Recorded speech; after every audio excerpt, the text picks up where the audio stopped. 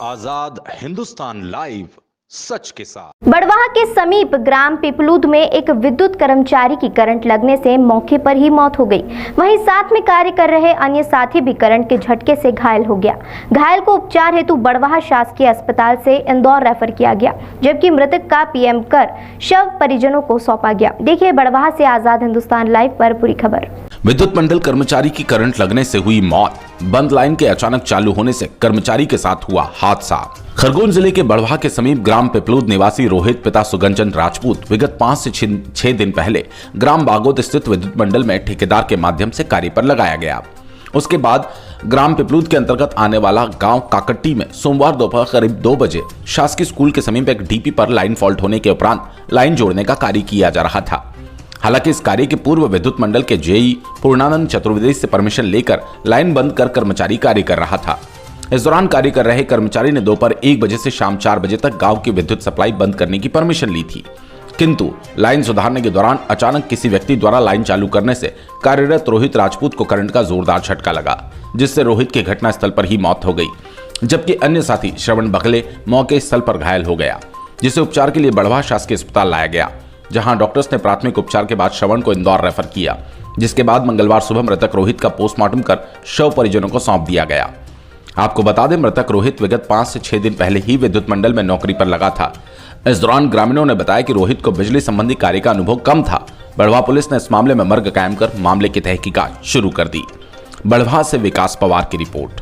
बताइए करंट वाली घटना क्या है ये?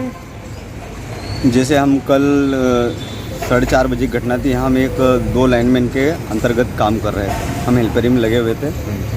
उसके अंतर्गत एक मेरी बुआ जी का लड़का, उनकी आकस्मिक मतलब करंट लगने से।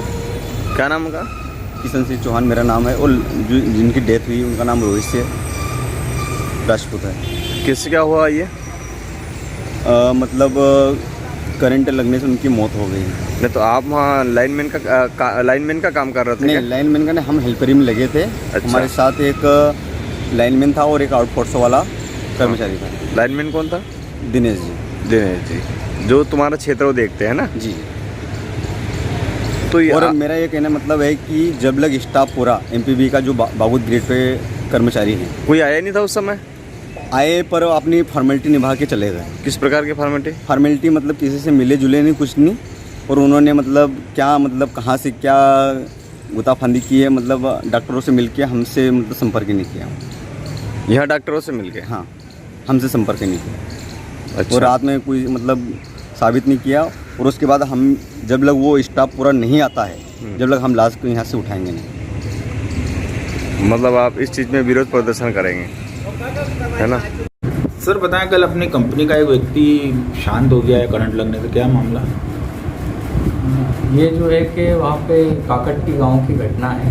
काकट्टी गांव में ट्रांसफार्मर के मेंटेनेंस का कार्य चल रहा था। ट्रांसफार्मर मेंटेनेंस के कार्य के दौरान जो आउटसोर्स कंपनी है प्राइम वन का कर्मचारी जो है कि वहाँ पर कार्य कर रहा था, और ये परमिट लगभग 2:15 बजे से ले रखा था। 2:15 से 3:30 पौने 4 तक काम भी पूरा कंप्लीट चला, और 4 सवा 4 बजे के करीब ये के लगभग की ये घटना है, जिस समय बताया जा रहा है जो वहाँ प्रत्यक्षदर्शी थे कि करंट जैसा स्पार्क हुआ, जिसके कारण एक व्यक्ति जो है कि वहीं पर जो है कि उसको ज़्यादा चोट आई, और दूसरा जो श्रवण व्यक्ति था वो गिर गया, जिसके कारण उसकी पथरी में चोट आई थी।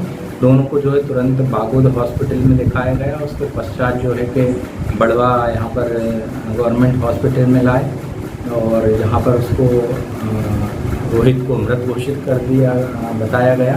दूसरा जो श्रवण था उसको जो है कि इंदौर के लिए दिखाया। सर परिजन का आरोप है कि जो अनुभवी व्यक्ति था वो नीचे था, और जो 7 दिन पहले लगा था वो ऊपर चढ़ाया गया उसको मेन लाइन पे।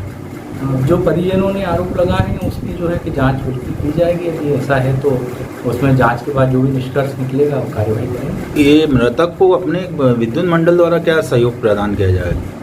विद्युत मंडल के द्वारा जो कंपनी के परिपत्र के नियमानुसार जो कार्यवाही होगी वो बिल्कुल सुनिश्चित करेंगे। साथ ही जो मृतक का जो है आउटसोर्स कंपनी के माध्यम से जो ESIC की व्यवस्था रहती है उसके तहत सारी कार्यवाही संपादित की जाएगी।